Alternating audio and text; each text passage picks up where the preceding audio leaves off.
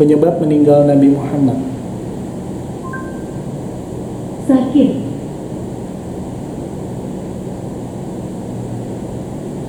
Kata Google gitu, sakit.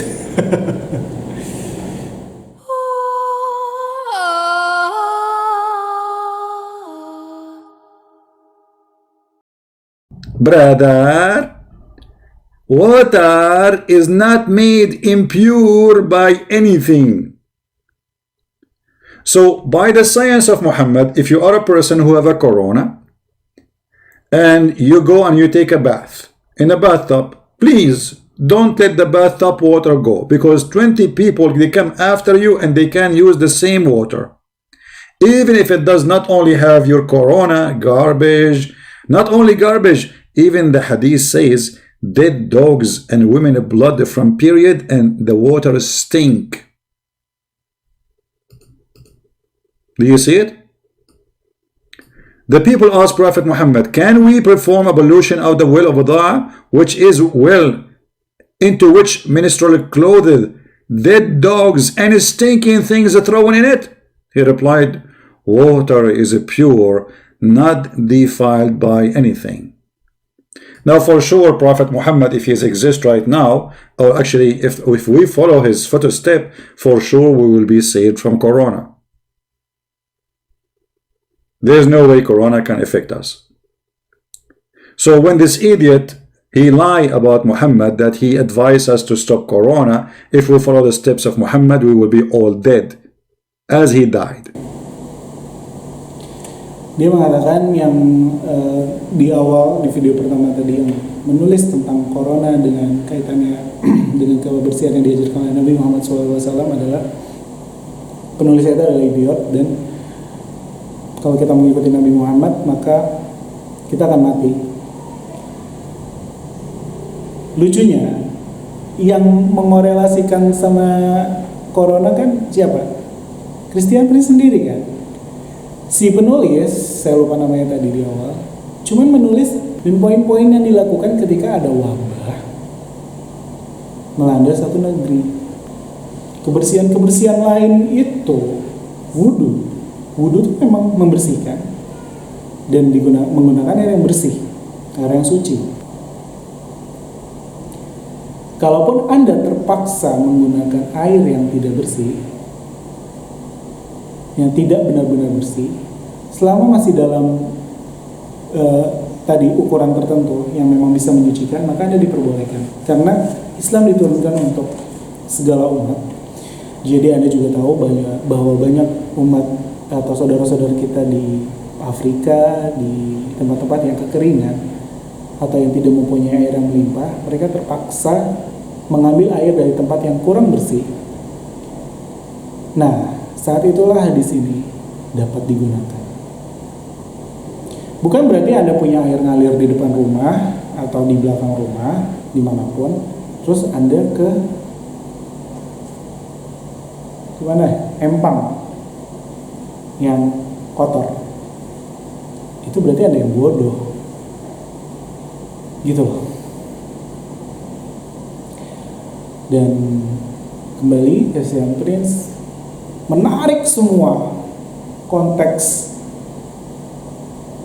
kehidupan pengajaran Nabi Muhammad ke corona, seakan-akan semua yang dilakukan Nabi Muhammad itu cuman ngomongin corona. Aduh.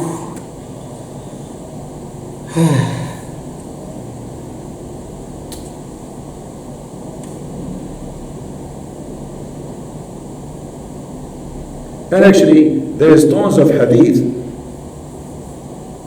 where if you read it, you will die laughing. Now, let us see this one.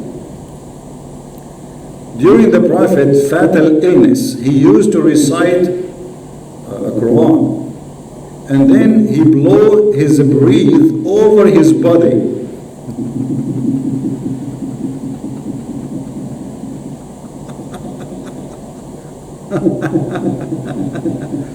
And the funny it says that this is during his death. I mean, obviously the medicine of the Prophet was working. You read Quran and then you breathe over your body. I'm blowing now over my chest. This is how you can fight any disease, any illness. As you see, read me carefully. During the Prophet's fatal illness, he used to recite the surah An-Nas, which is very funny. It's about envy and blah blah blah stupid stuff. And then he blew his breath over his body when his illness was aggravated. I used to recite those two surahs and breathe over him and make him rub his body with his own hands for its blessing.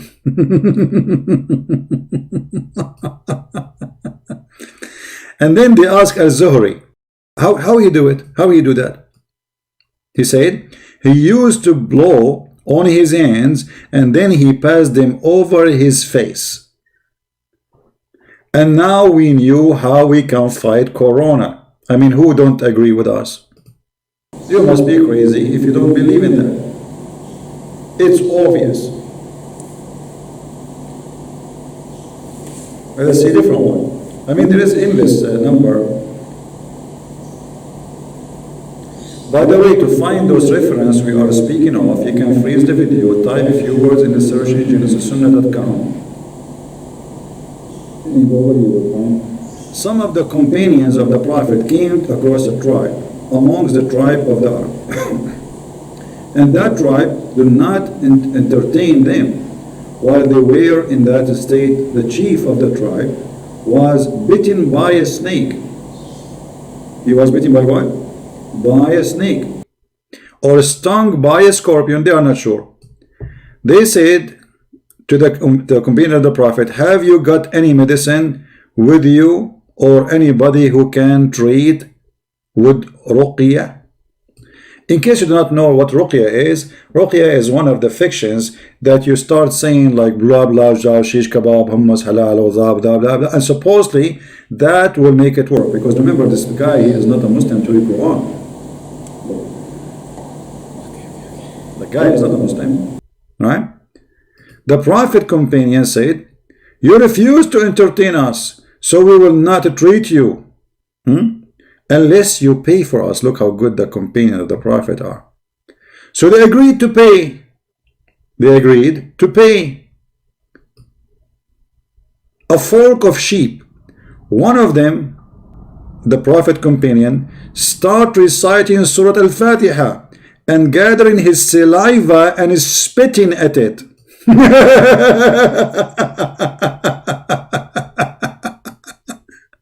And the patient get cured. Guys, have you ever heard of a story like this? When the disciple, they heal somebody is sick, you have to pay us, okay? If you don't pay us, we will not help you.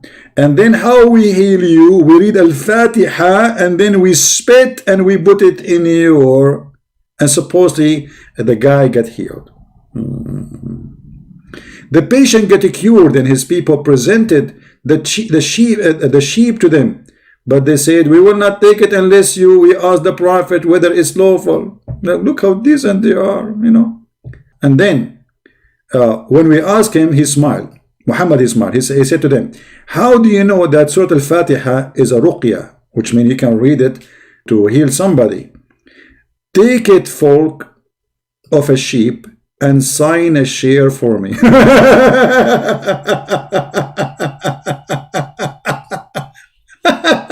What a fraud.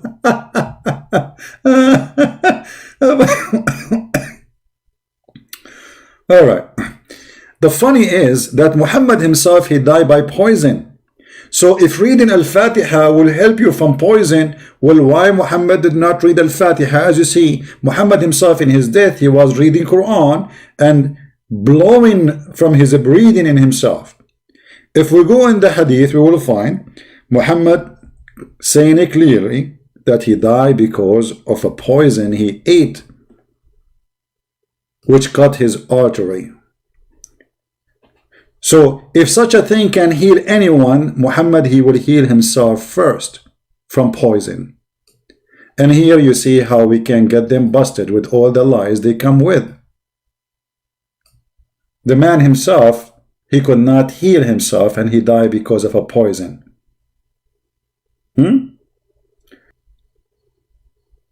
All of this, look at this. This is all the wisdom of a Prophet Muhammad. Obviously, it's endless. I mean, who can beat Dr. Muhammad with his knowledge? Huh? Nobody.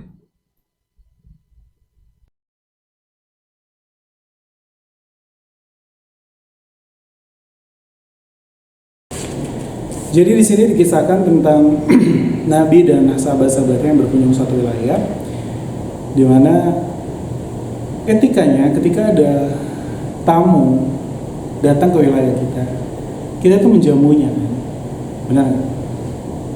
Ternyata Nabi Muhammad SAW beserta sahabat-sahabatnya tidak dijamu. Oh ya nggak apa-apa, nggak masalah. Dong. Ya. Ternyata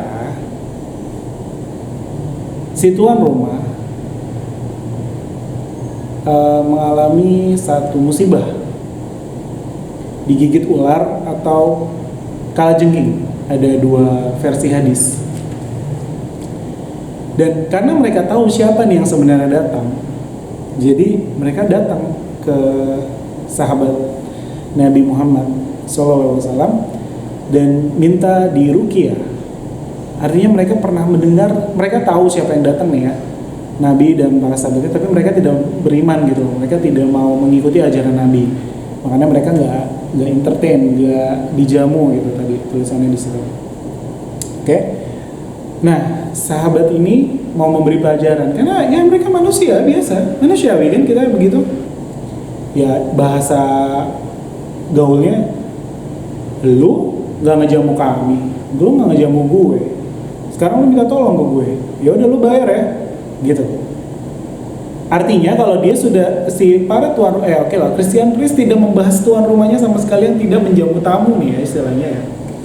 Yang jelek tentu aja Islam dan Nabi Muhammad dan sahabat-sahabatnya gitu. Tuan rumah yang nggak menjamu ini tentu saja bahkan mungkin dipuji karena oh ya itu kan nabi palsu jadi bagus nggak dijamu ya gitu lah.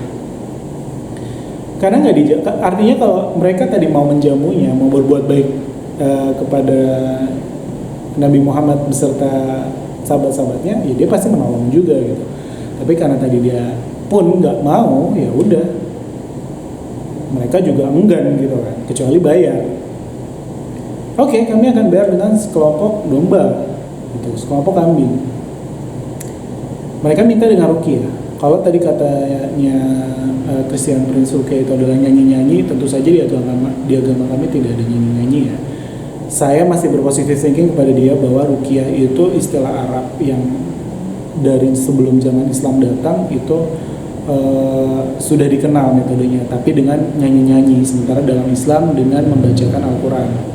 Tapi saya juga bisa melihat di sini ada kemungkinan kedua bahwa seperti saya bilang, si tuan rumah yang minta tolong ini tahu siapa yang datang, makanya dia minta tolong diruqyah. Kalau enggak ya nggak mungkin dia datang dan mau bayar, gitu kan? Masuk akal ya? Nah, tadi mereka minta tolong ke sahabat Nabi, which is Nabi nggak tahu. Dan ketika disetujui, akhirnya ditolongin, dibaca surat Al-Fatihah, diminum atau dititipkan ke air, saya lupa tadi diminum kalau nggak salah. Setelah baca, dibacakan ke gelas, diminum, lalu airnya diludahkan ke bagian yang terkena luka. Kalau Christian Priest tadi bilang semburin ke orangnya, emang mbah dukun, begitu kan? Ini enggak, jadi kalau yang digigit kaki, biasanya kaki lah ya. Scorpion, ular, mana lagi sih kalau bukan kaki kan? Kecuali dia nggak lagi berdiri atau nggak lagi jalan, ya emang lagi mainan gitu pakai tangan atau lagi dililit-lilit gitu, bisa tuh dicaplok mukanya. Tapi ya kalajengking, ular ya kaki lah. Dan kalau ada orang mau menyembuhkan Anda dengan cara menyembur tapi di kaki gitu, Anda jijik nggak sih? Dimana Anda tahu bahwa bisa ular atau bisa kalajengking itu risikonya jauh lebih mematikan dibanding sekedar jijik-jijikan. Benar nggak? Yang disembur itu lukanya, bagian lukanya aja. Karena dia bilang tadi sekali lagi orangnya. Dan ternyata sembuh berkat diruqyah pakai Al-Fatihah. Karena sembuh, dibayarlah. Mereka menepati janjinya dong. Dibayarlah Nabi Muhammad dan sahabatnya Nabi dibayar. Tapi dia nggak mau sembarangan terima. Kenapa? Jadi gini, mereka ini memutuskan sendiri dari awal. Karena orang-orangnya tuan rumah ini datang kepada sahabat Nabi, dia memutuskan secara sepihak bahwa oke, gue mau nolongin tapi lu bayar. Gitu. Itu keputusan dia sendiri, bukan perintah Nabi. Ketika akhirnya ternyata sembuh dan mau dibayar, dia nggak serta-merta. Ini adab namanya. Lagi-lagi saya ngomongin adab di sini. Dia beradab nih. Nggak diterima dulu baru ngomong ke Nabi Muhammad SAW.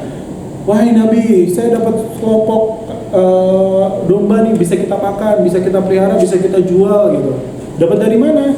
Baru dikisahkan, diceritakan gitu. Tapi ini enggak. Karena ternyata pertolongan yang berhasil, dia bilang, saya tanya dulu ya ke Nabi Sallallahu Alaihi Wasallam, apakah diizinkan atau tidak? Apakah ini melanggar hukumnya atau apa-apa? Beradab kan? Ketika disampaikan kepada Nabi Muhammad SAW, Nabi tertawa. Nabi tersenyum dan berkata, bagaimana kamu tahu surat Al-Fatihah bisa buat ruqyah gitu? Maksudnya dia memuji sahabatnya itu bahwa kamu tahu nih Al-Fatihah bisa buat itu. Dan dia bilang, take it and assign a share for me. Ambillah dan bagi sebagian ke saya. Saya tahu, ini dibilang fraud, what wonderful fraud, dia bilang penipuan yang luar biasa. Dan saya tahu di pikiran Christian Prince dan teman-teman Nasrani, teman-teman non-Muslim yang menonton video hinaan ini pasti mengatakan bahwa Nabi maruk lah, apalah segala macam gitu. Tapi justru gini, bro. Kalau Anda jalan sama tuan dan sama raja, ya, ingat ya di zaman dulu ya, zaman Anda bayangkan zaman kekaisaran tuh kayak apa segala macam. Kalau ada upeti, ada hadiah, kira-kira sahabat-sahabat dapat apa enggak? Atau buat si raja aja? Justru Nabi Muhammad hanya meminta sebagian. Bukan meminta, lebih tepatnya hanya mengambil sebagian. Which is, kalau dia mau mengambil semua, itu nggak kenapa-napa dan nggak akan ada yang merasa sakit hati, merasa apapun, karena dia raja di sini, dia pemimpin, gitu loh. Jadi menurut saya malah lucu ketika seorang pemimpinnya harusnya bisa menguasai semua ghanimah atau semua harta yang diberikan upeti oleh pihak luar, oleh pihak lain. Tapi dia hanya mau mengambil setengah dan setengahnya lagi diserahkan untuk sahabat-sahabatnya. Itu malah dipandang jelek. Lagi-lagi itu adalah kebodohan yang luar biasa. Poinnya adalah pembahasan terakhir yang soal Nabi Muhammad meninggal diracun pun itu kalau memang benar, seperti saya bahas di video pertama bahwa obat tidak akan atau apapun tidak akan menghentikan penyakit yang menyebabkan kematian. Jadi kalau memang Anda sudah ajalnya meninggal, ya sudah, meninggal saja. Mau pakai obat apapun, mau pakai metode apapun, mau pakai terapi apapun, bukannya tidak boleh, bukannya tidak usah, tapi itu tidak akan menyelamatkan Anda dari kematian tersebut. Ya, karena itu sudah ajal Anda. Di Wikipedia, karena Wikipedia ini relatif lebih umum lah, lebih netral gitu. Saya akan mencari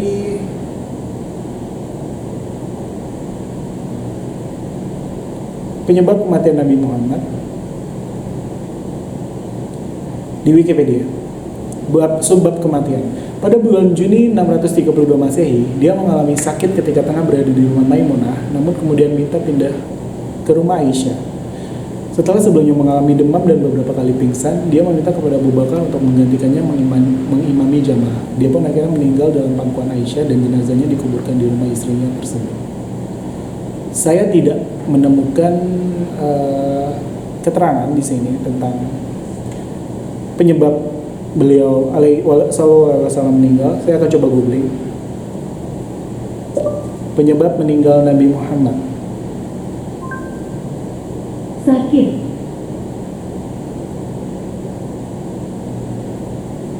Kata Google gitu, sakit.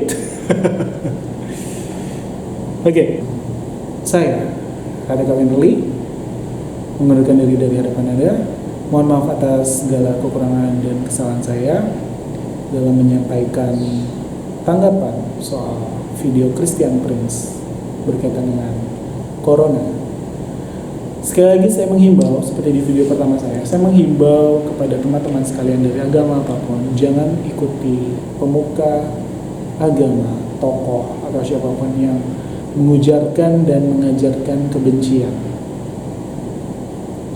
Karena meskipun beberapa dari poin yang mereka sampaikan itu adalah kebenaran, tapi selebihnya adalah kebencian, dan kebencian bisa menutupi kebenaran itu sendiri. Seperti saya telah buktikan pada video Christian Prince kali ini dan video Christian Prince sebelumnya. Biasanya saya akan meminta Anda untuk meninggalkan rekomendasi video di kolom komentar, video apa yang harus saya tanggapi berikutnya. Tapi berhubung saya tidak dapat memenuhinya karena satu dan lain hal, jadi saya hanya bisa mengatakan insya Allah saya akan kembali lain waktu. Mudah-mudahan channel saya segera bisa melakukan live sehingga saya bisa insya Allah saya akan bisa lebih sering untuk live di YouTube di channel RTK2 ini. Terima kasih telah menyaksikan. Saya undur diri. Wassalamualaikum warahmatullahi wabarakatuh. Cheerio.